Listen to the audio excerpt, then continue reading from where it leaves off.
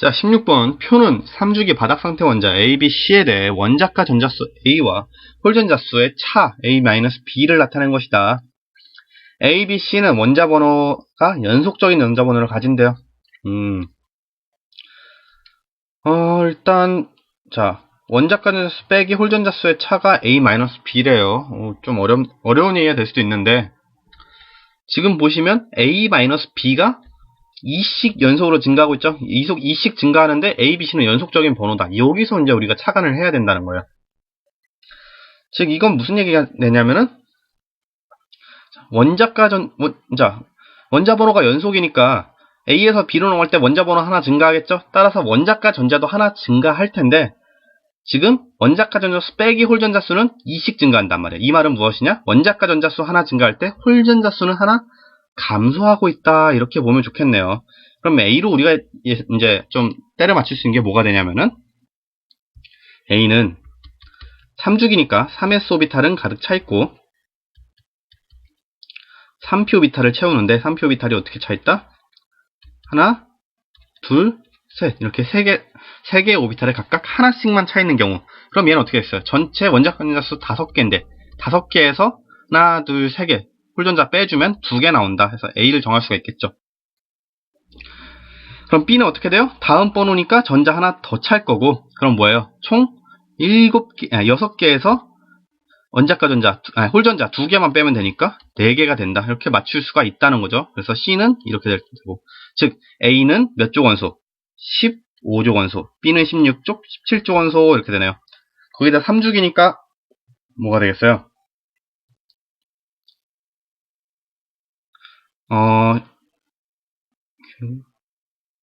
A는 인이 될 테고, B는 황이 될 테고, C는 염소가 되겠죠. 염소가 되겠네요. 자, 이렇게 우리 이제 뭐라고 해야 되나, 원소 정했고요. 자, 이 상태에서 보기에 대한 설명 옳은 것만을 모두 고른 것은 A는 15조 원소죠. 14조 원소 아닙니다. A 기억 틀렸고요. 니은 원자 반지름은 C가 가장 크다 했어요. 원자 반지름은 어떻게 됐어요? 같은 주기에서 원자 번호가 클수록 원자 반지름이 작아진다 했어요. 왜? 핵 전하량이 커지니까. 그래서 니은은 틀렸네요. 원자 번호가 제일 작은 A가 가장 크겠죠. 니은도 틀렸고요. 기억 니은 틀렸으니까 디귿이 맞을 거 자명하죠. 이미 알고 있는 상태에서 이제 다시 들어가는 거예요. 디귿. 전자가 들어있는 오비탈의 수는 A와 B가 같다. B와 C가 같다. 자, A든 B든 C든 전자가 들어가 있는 수 3s 오비탈하고 3p 오비탈 3개 다 가득 차 있는 정도. 뭐 앞에 1s, 2s, 2p는 당연히 가득 차 있겠죠. 그래서 A, B, C 모두 같아요. 그래서 B와 C가 같은 것도 맞는 게 되겠죠. 그래서 16번에 디귿만 맞고 2번 되겠습니다. 자, 넘어가서 17번. 좀 이제 작아질 수밖에 없었어요. 문제가 좀 커서.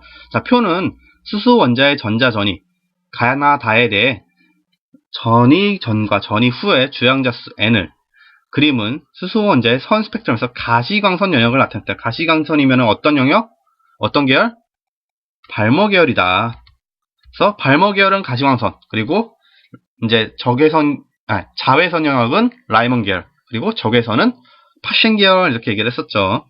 그래서 얘는 발모 계열의 스펙트럼을 나타낸 것이다 얘기를 할 수가 있겠고, 밑에 그림은. 그리고 가나 다를 이제 살펴보니까 가는 어떻게 떨어진지 모르겠는데 x에서 y로 떨어졌고, 나도 3에서 y로 떨어지고, 다는 y에서 1로 떨어졌으니까 얘는 일단 라이먼 계열이다. 라이먼이니까 자외선 이렇게 써놓고 시작을 합시다. 그런 다음에 그림을 보니까 가가 어떻게 됐어요?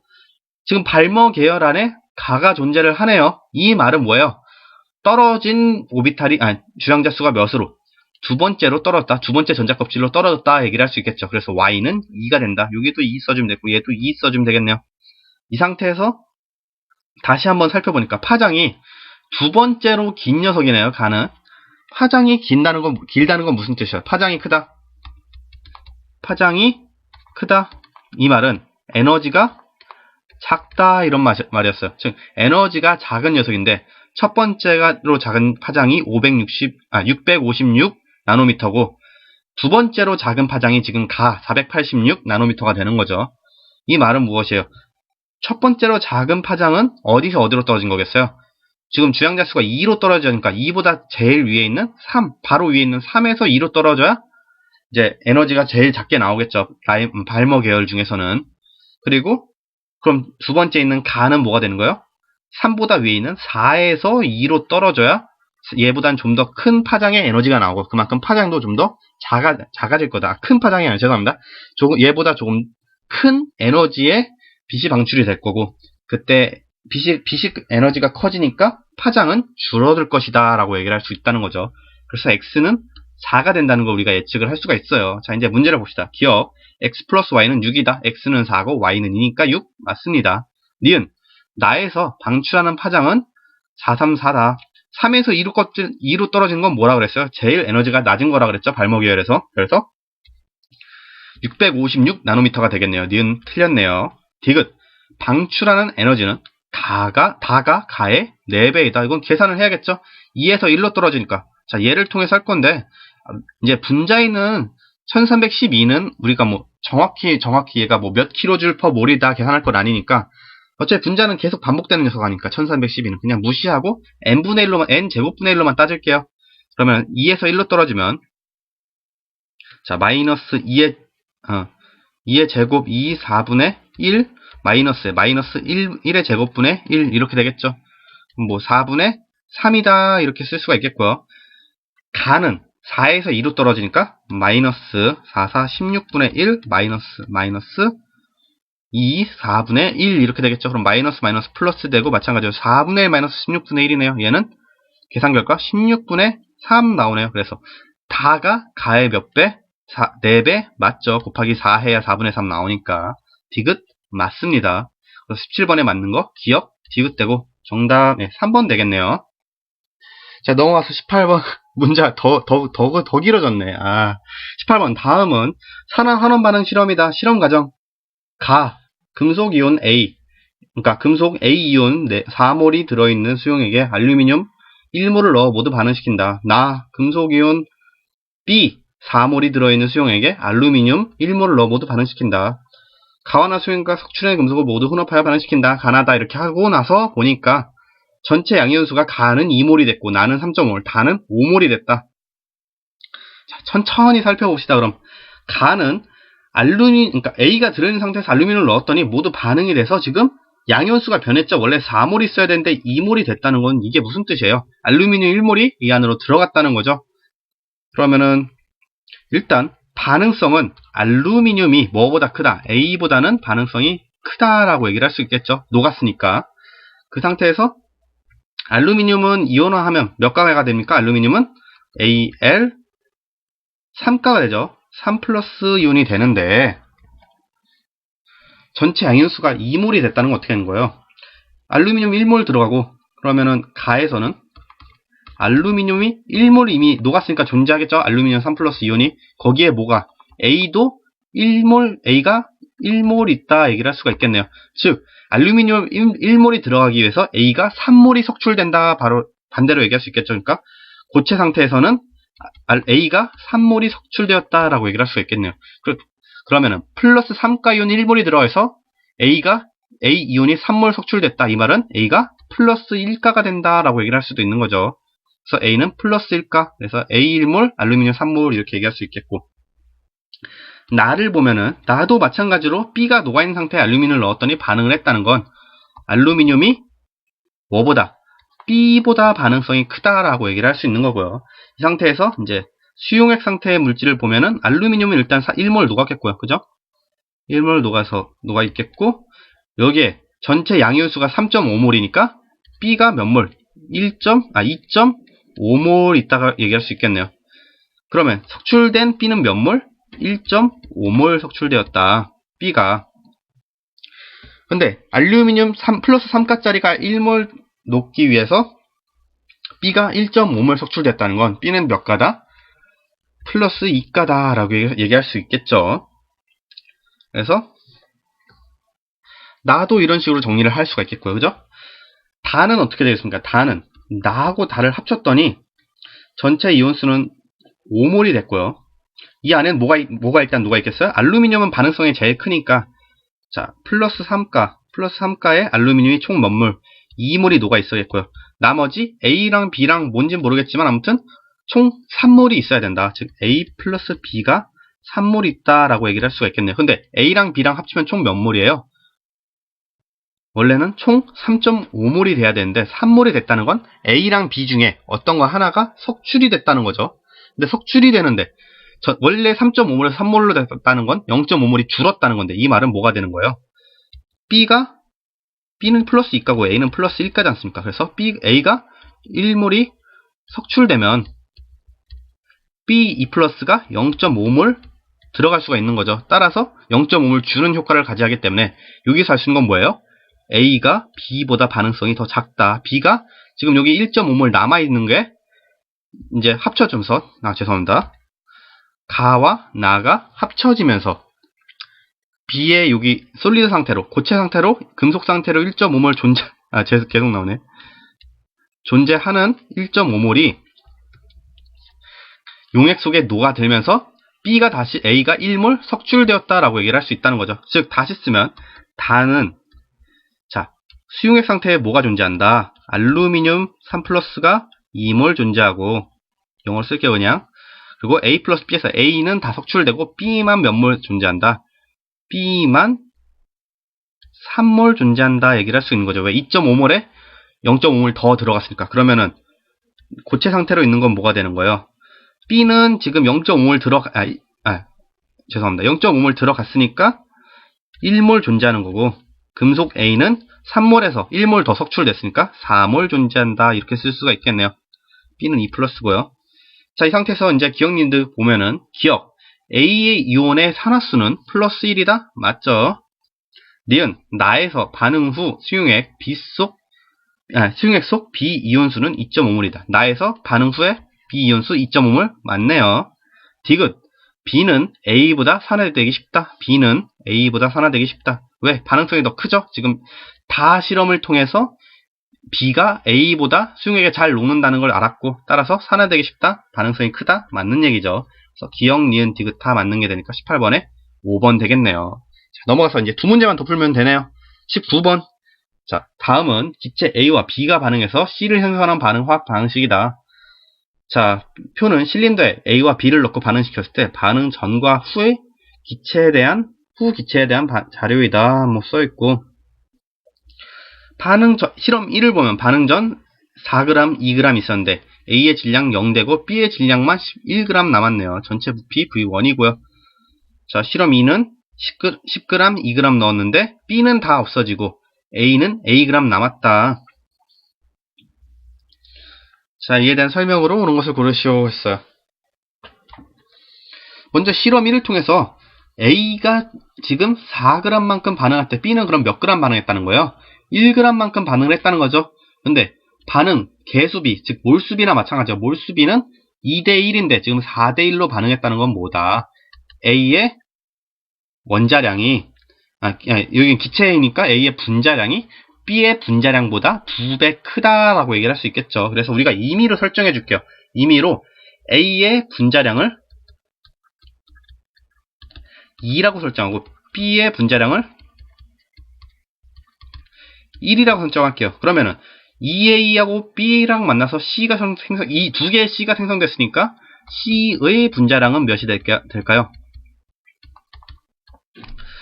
2, 4 더하기 1, 5를 2로 나누니까 2분의 5가 되겠네요. 분자량. 자, 이 상태에서 계속 봐줍시다. 그러면은 실험 2에서는 어떻게 된 거겠어요? 자, 얘가 4g 반응할 때 1g 반응하니까 B 2g이 다 반응하려면 A는 8g 반응을 했겠죠? 그럼 남은 양은 A는 2.0g이 될 테고요. 이제 V1, V2 따져볼게요. V1은 그러면은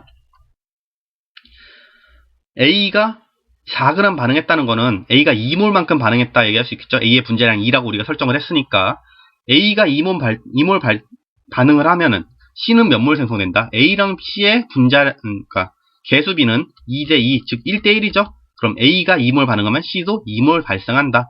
전체 부피는 뭐가 되는 거예요? 그럼 C 기체 2몰 있고 B 기체 1몰 존재하죠. 여기 1몰 있죠? 그래서 총 3몰이 되는 거죠. 3몰의 부피가 될 테고요.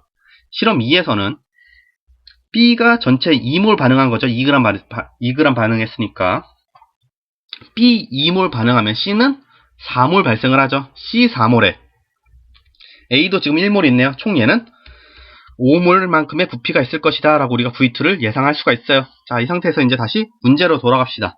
보기 기억. A는 2.0이다. 맞죠?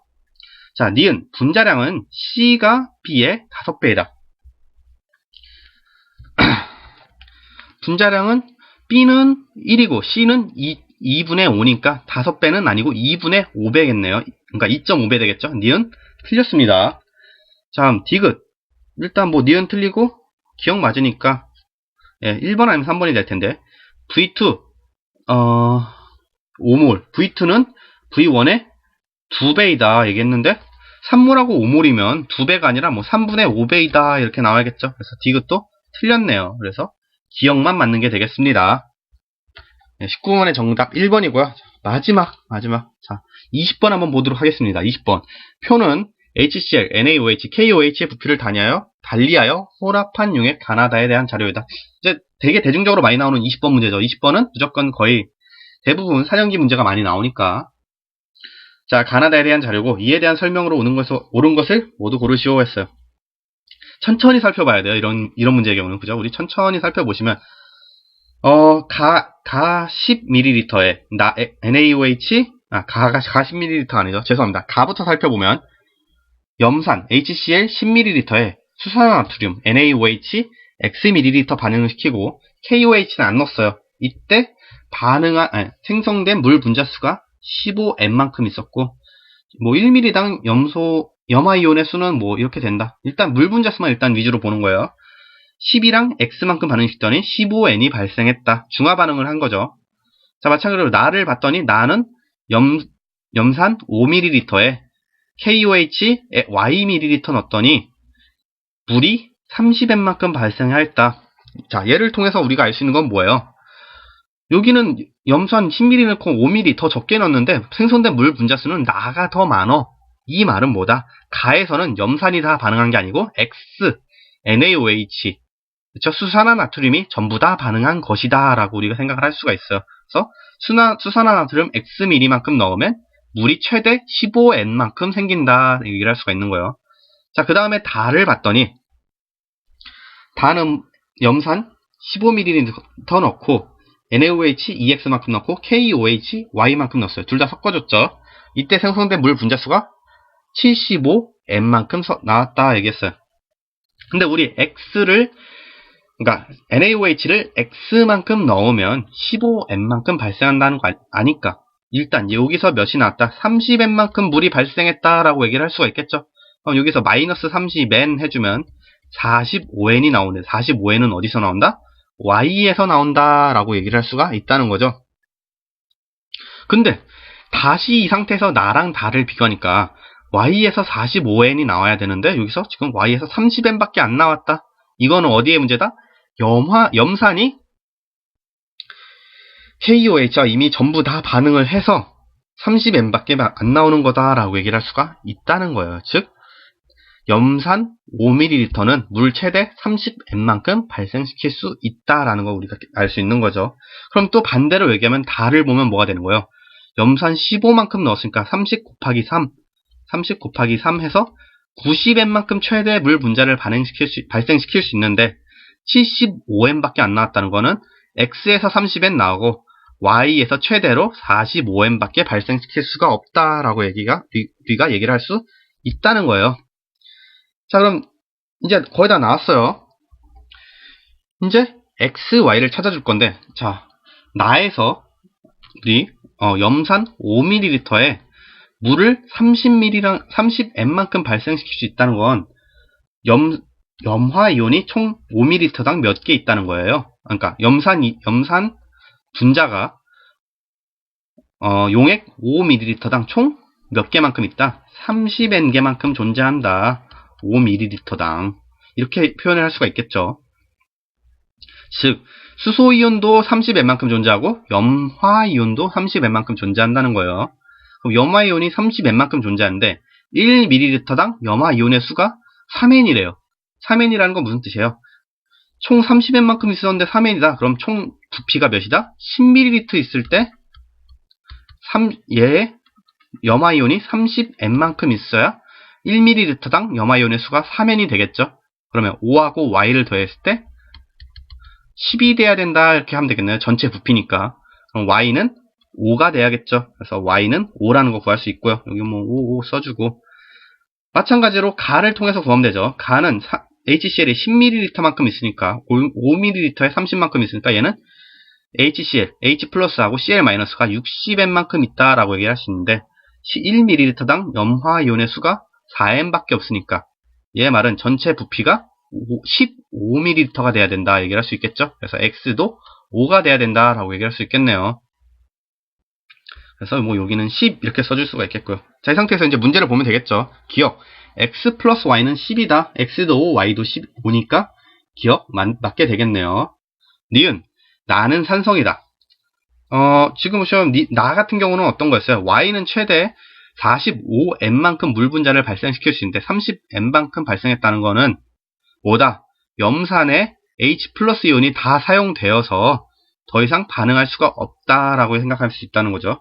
그럼 KOH는 아직 남아있으니까, 염산은 다 썼고 OH 남아있으니까 산성이 아니라 염기성이 돼야겠죠. 염기성. 그래서 니은은 틀렸네요. 자, 그 다음에 디귿 1ml당 이온의 수는 KOH가 NaOH의 3배이다 했어요. 자, 쉽게 생각하면 NaOH는 5ml 넣으면 15N만큼 발생시킬 수 있는데 KOH는 5ml 넣으면 45N만큼 발생시킬 수 있죠. 3배 맞네요. 디귿은 맞게 되겠네요. 그래서 디귿도 맞다. 그래서 20번의 정답 기억 디귿 되고요. 4번 되겠습니다. 20번 치고는 근데 이제 많이 어려운 편은 아니에요. 4년기가 굉장히 복잡한 계산을 많이 요하는 편이긴 한데 지금 같은 문제는 그래도 생각보다 이제 우리가 논리적으로만 문제를 잘 풀어나갈 수 있으면은 많이 어려운 문제라고는 생각되지 않아요. 네, 수고하셨습니다.